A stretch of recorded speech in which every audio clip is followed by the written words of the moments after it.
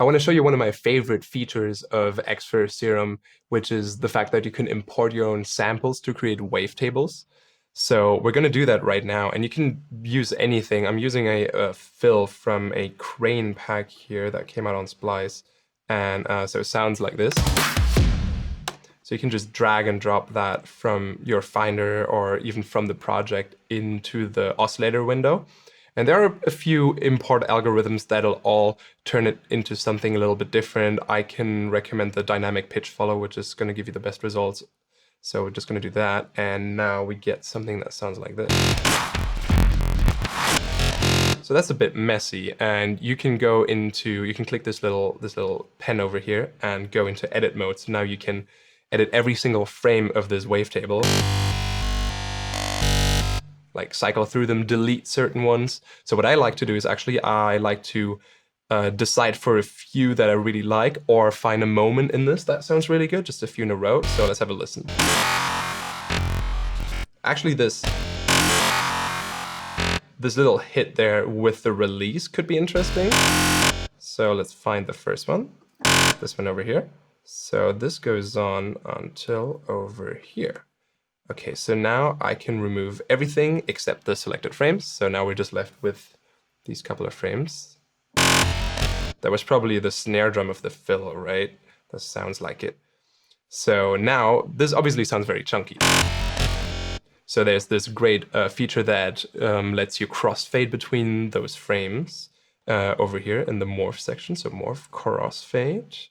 And I'm also going to normalize them because it gets really quiet towards the end. I want this to be loud all the way through. So there's another thing over here where you can normalize them all to reach maximum volume before clipping. So we're going to normalize them all. So now what we got is...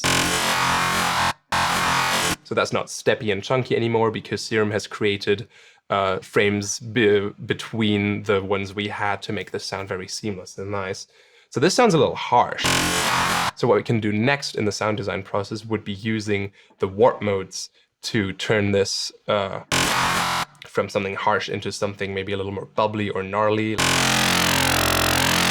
So once you go from there, you kind of have endless modulation possibilities. You could have one LFO modulating the wavetable position from one position to another like this, while a different LFO with a different shape modulates the warp mode, and this can already create a very complex sound really quickly. And now once we add filters and everything, we can make a full patch out of this. So this is a really nice way of having like happy accidents happen in your sound design process because you never really know what it's going to sound like. For example, once I tried to import kick drums and make a full wavetable only from kick drums. So I have it here somewhere. So you got to hit this little pen over here to go into wavetable edit mode, where you can also draw your own waveform or draw your own harmonic series. But that could be a video on its own. So to import this kick drum, what I did was I imported it in this weird mode down here called single cycle. So what it does is it imports whatever sample you select and cramps it into just one single cycle of a frame of a wavetable. I can show you what that looks like. So I'll just take a kick drum from Kashmir's new pack, and now the entire kick drum is the waveform from start to finish. This is what this one sounds like. Ooh, that's really harsh. That's probably the sub of the kick, like the whole release all crammed into one frame. But now we can use the warp modes to turn this into something actually useful. Bend minus, for example, immediately turns this into something like weird and bubbly. Now, if we just add a few things like a sub oscillator and a filter, this can quickly turn into a crazy dubstep bass. You can speed that up.